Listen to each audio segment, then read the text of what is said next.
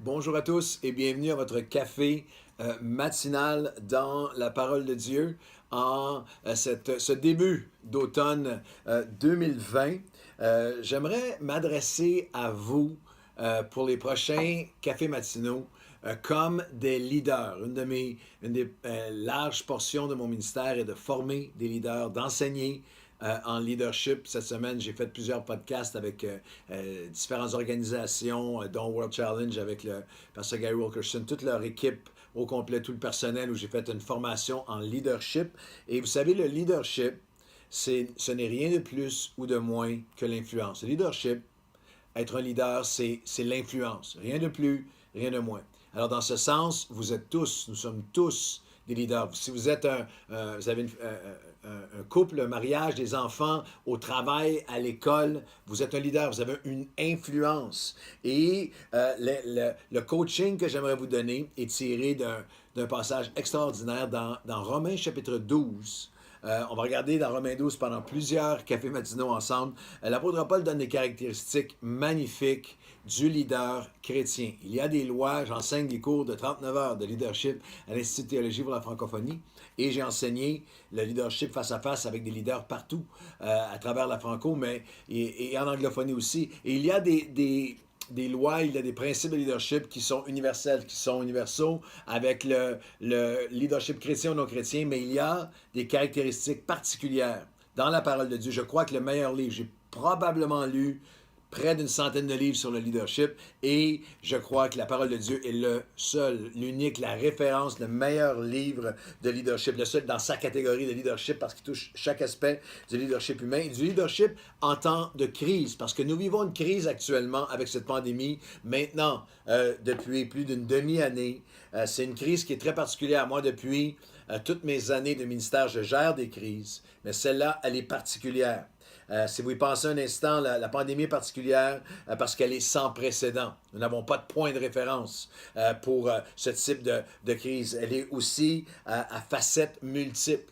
Moi, je crois qu'il y a plusieurs pandémies en même temps. Une pandémie avec un virus, bien sûr, mais une pandémie d'anxiété, une pandémie aussi au niveau social, une pandémie de division sociale, de colère, une pandémie économique, une pandémie émotionnelle, familiale. Il y a aussi cette crise est particulière parce que cette pandémie, elle est évolutive. Il n'y a pas seulement le virus qui est en mutation, la pandémie évolue. Elle nous amène des défis. On avance de quelques pas, on recule.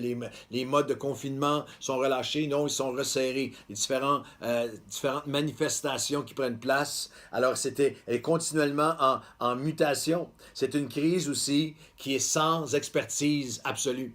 C'est une crise où les experts eux-mêmes cherchent à trouver des solutions et parfois, soyons honnêtes, nous donnent des directions contradictoires et qui peuvent alimenter une certaine révolte dans plusieurs pans de notre société. C'est une crise aussi, et ça pour un leader, c'est difficile. Et on sent tous ce sentiment d'impuissance parce que c'est une crise où le pouvoir décisionnel est hors de nos mains. C'est pas nous qui décidons. Un leader qui a, avec une expérience de leadership, quelle que soit l'ampleur de la crise, je suis là, je vais prendre des décisions. Cette crise-ci, pour moi, comme pasteur de Nouvelle Vie, pour tous les pasteurs leaders, pour vous, c'est pas vous qui pouvez décider de certaines choses. Le pouvoir est hors de nos mains.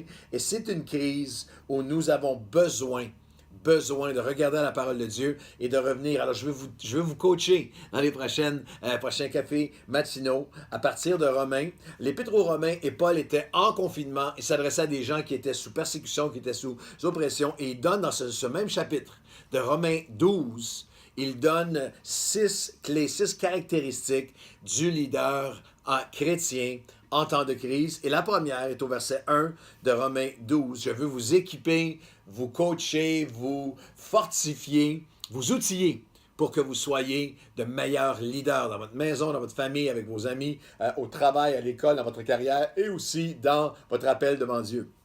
Et la première notion, le leadership en temps de crise, c'est le leader chrétien en temps de crise, il assume pleinement sa mission. Il assume pleinement sa mission, son rôle, ses responsabilités de leader. Romains 12, 1. Je vous exhorte donc, frères, sœurs, par les compassions de Dieu, à offrir vos corps comme un sacrifice vivant, saint, agréable à Dieu, ce qui sera de votre part pas quelque chose d'exceptionnel pour une élite, pour quelques-uns seulement. Non, ce qui sera de votre part, votre culte, votre service, votre offrande de vous-même raisonnable. Il y a cette notion fondamentale qui peut être facilement perdue, même alors qu'on se prépare pour le ministère ou qu'on est dans le ministère ou qu'on est chrétien de longue date. La notion de littéralement le leader doit s'offrir. Il s'offre pour les autres. Il est offert à Dieu. La notion d'assumer ce rôle-là. Assumer, le mot assumer, de assumer, qui veut dire prendre à son compte, se charger de, endosser, prendre l'entière responsabilité pour. Nous avons besoin en ce moment de leaders qui vont dire, de chrétiens, de pères de famille, d'époux, de jeunes papas et mamans qui vont dire, je suis appelé à me donner à Dieu et à me donner pour les autres, à m'offrir comme un sacrifice vivant. Le leadership, c'est l'influence, rien de plus, rien de moins. Et tout s'élève et tout s'éteint avec le leadership. Et ça, c'est vrai en tout temps, mais pendant les temps de crise, c'est accentué. Le mauvais leadership va être exposé. Le bon leadership va briller, va s'élever, va amener d'autres avec lui. En tant que leader, comme leader, j'ai abdiqué mon droit à me faire passer moi-même en premier. Comme leader chrétien, j'abdique, j'abandonne, je m'offre comme un sacrifice vivant.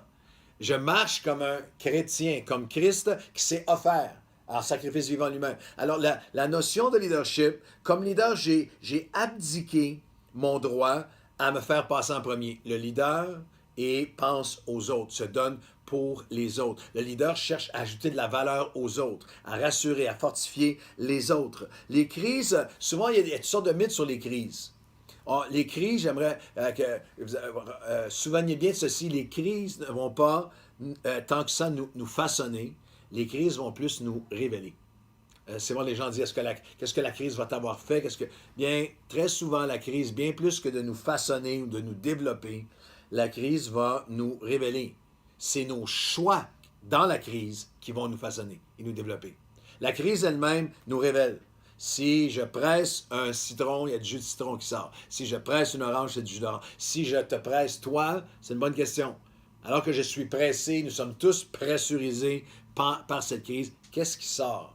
Quelle attitude sort de moi? Quelle réaction? Au-delà de mes chants, de ma connaissance, je chante mon assurance en Dieu. Mais moi, qu'est-ce qui sort de moi? Est-ce que la confiance? Est-ce que le calme? Est-ce que la maîtrise? Est-ce que le service? Les autres sortent de moi? C'est quelque chose d'important parce que comme le leader se voit, comme il voit son rôle, va déterminer comment il vit son rôle. Comment tu vois ton rôle pendant cette crise en tant que leader va déterminer comment tu vas vivre ton rôle pendant cette crise. Comment est-ce que tu te vois? Si tu te vois comme une victime, si tu te vois comme celui qui en souffre, si tu te vois comme celui qui a tellement perdu ou celle qui... Non, est-ce que je suis appelé comme leader à vivre, à communiquer quelque chose de différent, à m'offrir pour les autres? Quelle que soit la diversité, c'est pas seulement pour quelques pasteurs, une des choses qui est magnifique dans Romains 12, à partir du verset 6 à 8, c'est que Paul va parler de « nous avons tous des dons différents ». Et là, il va donner une liste de dons qui sont là, et il dit que celui qui est appelé à, il y a une liste qui est là, mais je ne vais pas toute la nommer parce que c'est vraiment une idée de diversité, mais tous appelés à être un leader, à exercer, à s'offrir comme des sacrifices vivants, quel que soit ce à quoi je suis appelé. Alors, les mots-clés sont nous qui avons des dons différents, selon l'analogie de la foi, selon la mesure de foi, où nous sommes rendus dans notre vie, que celui qui est appelé s'attache à son ministère. S'attacher, que celui qui le donne le fasse avec générosité. Libéralité, le mot ici, c'est un don de soi extravagant.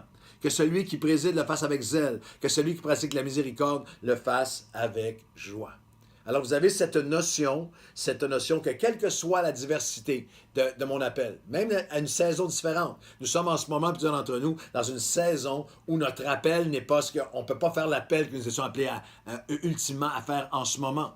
Nous avons, à l'Église Nouvelle Vie, moi le premier, plusieurs d'entre nous, appelés à voyager, appelés à donner des conférences, appelés à des rassemblements partout à travers la francophonie, le monde, appelés à prêcher à chaque dimanche à des gens de Nouvelle Vie. Je ne peux pas faire cet appel-là en ce moment, en période de confinement, où il n'y a pas de foule.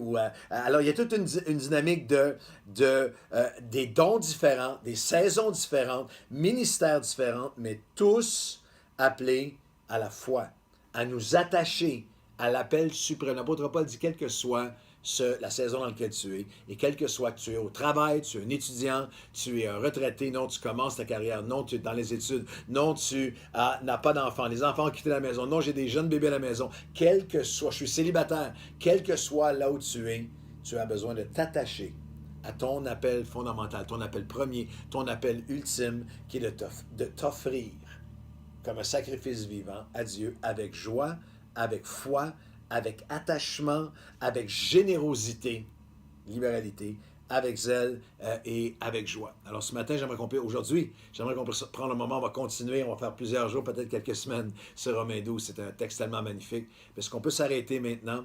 Et est-ce que vous êtes prêts à accepter votre rôle de leader?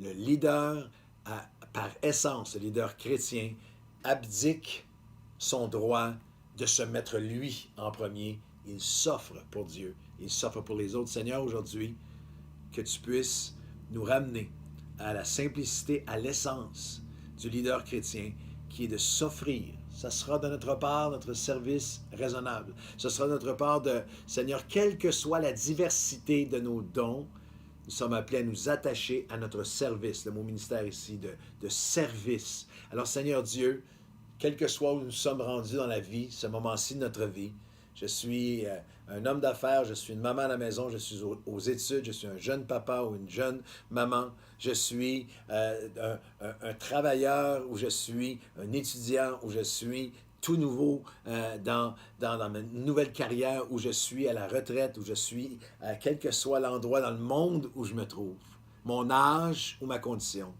Aujourd'hui, nous nous offrons à toi comme un sacrifice vivant, ce qui sera de notre part envers celui qui s'est offert pour nous, notre service raisonnable. Nous nous offrons à toi aujourd'hui, dans le nom de Jésus. Amen et Amen. Bonne journée et à demain.